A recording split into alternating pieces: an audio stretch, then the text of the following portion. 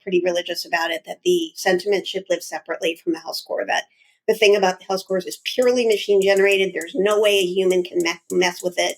And the minute you put the human sentiment in there, you kind of mess with the purity of it.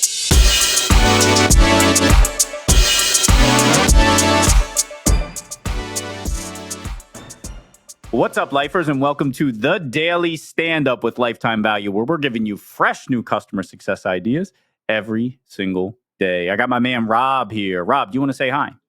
What's up, people? And we've got JP here. JP, do you want to say hi? How's it going, lovely folks? And we have Diane with us. Diane, do you want to say hi? Hello. Thank you so much for being here, Diane. And I am your host. My name is Dylan Young. Diane, can you introduce yourself, please? Yes, of course. I am a customer experience nerd. I've been working on post-sale SaaS organizations for my whole career, about 35 years now, building out and running post-sales teams that maximize retention and all the things that go with that, value frameworks, metrics, health scores, you name it. I love it. I'm passionate about it. And it's how I've spent pretty much my whole life. Love it. Love it. Diane, you know what we're doing here? We ask every single guest one simple question, and that is, what is on your mind when it comes to customer success? So why don't you tell us what that is? I'm consulting with a number of customers now that are using different CSPs. Some of them are homegrown in Salesforce. And so the thing I'm struggling a little bit with, and I've never found a solution to this, is how to really know what's going on with a customer. So you have your machine-generated health scores, which are incredibly valuable. Look at things like usage, and are they using the licenses they paid for? Are they using sticky features? All those things. And then you have a CSM sentiment. If I ask the customer today, would they renew? And then there's this other kind of murky stuff, right? Like the CSM isn't necessarily talking to the executive buyer. I find myself as a consultant constantly being asked by CFOs to help them do a better job of retention forecasting. And I feel like the tools that we have at our disposal, the health score, the CSM sentiment, if you're in a company that doesn't have an account manager, it's also gauging the buyer sentiment. That's a missing piece. I feel like we could do better. And I'm sure AI can play a role in this somewhere, but it still feels like we're pretty good at it. But I feel like the margin of error is still too great. And one company I'm working with now, that margin of error is in the millions. And so it's really significant. So that's the thing that I'm continuing to tune. After all this time, I still don't have a great answer. Rob, I'm sure you have a lot of the same conversations. And I know you know Diane personally, but I'd love to hear your perspective on this. And maybe, I don't want to challenge that we could do better. And of course, we could always do better. But what does better look like to you, Rob? If somebody challenged you today, what would better be? No, it's a really good question. It's a good topic, Diane. It's one that Diane and I have thought about and talked about a bit in the past. So I appreciate you bringing it up. And I think it does still continue to be this mystery. I think I was talking with some friends at Vitally, and they gave me a hat. It says "Trust No Health Score," and I wish I had it with me. I'd wear it. I'll wear it next time. But it is baffling that it's still a mystery, right? That seems like very few people actually trust their health scores. I don't personally know hardly anybody who does. And it's because of those nuances, like CSM's not talking to their economic buyers, for example. So the CSM sentiment is way off. And they're totally good to renew. They're going to be fine. Come to find out, they got a new CFO. Nobody was tracking that. So for me, what I notice is most health scores that I deal with, they're initially based on conjecture and a guessing game. We would venture to guess that like CSM sentiment should be worth like 20%. And we'll venture to guess that like this one usage metric is worth like 20%. But what I don't see is regular enough like updating of health score methodologies and doing so in a scientifically rigorous way, where I think there's room, not to get too technical here, but I think there's room to do some really advanced statistical analyses and utilize data science to retroactively look back and say, okay, to what extent did this health score actually predict the outcome that we were trying to predict?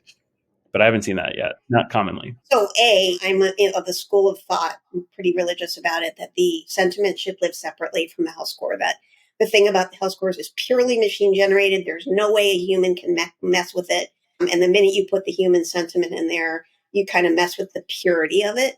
And so whether or not, so you got this machine generated cold clinical score, you hold that up against your human sentiment. which I think should be both the sentiment of your champion as well as the buyer. And that second one is the one that usually gets lost somewhere in the fray. The champion's all like, we're awesome. And then the buyer, whoever's signing, is like, no way. So I do think that to like the extent possible, if you have data that you can use to create, if you have any years of historic data, which a number of my customers do, they're startups, but older startups. So you can actually look at churn data and dig in and see what features were people not using or using when they churned. So we can get pretty close, I think, on the health score. So I do trust what the health score is saying, but it doesn't tell the human side of the story. And that human side is where things get murky, right? You've got your champion sounding really positive, and then next week you get an email from the CFO saying, hey, we're going to cancel. Everything was green. What happened? But anyway, I'm a believer in keeping those things separate. I have nothing to add. The one thing I wanted to say right after Rob was talking about scientifically rigorous methods for updating your score. That's where AI comes in, is the ability to analyze that with no emotion whatsoever, and particularly to bump it up against sentiment and to help you understand where that may have diverged, so on and so forth. But JP, why don't you jump in?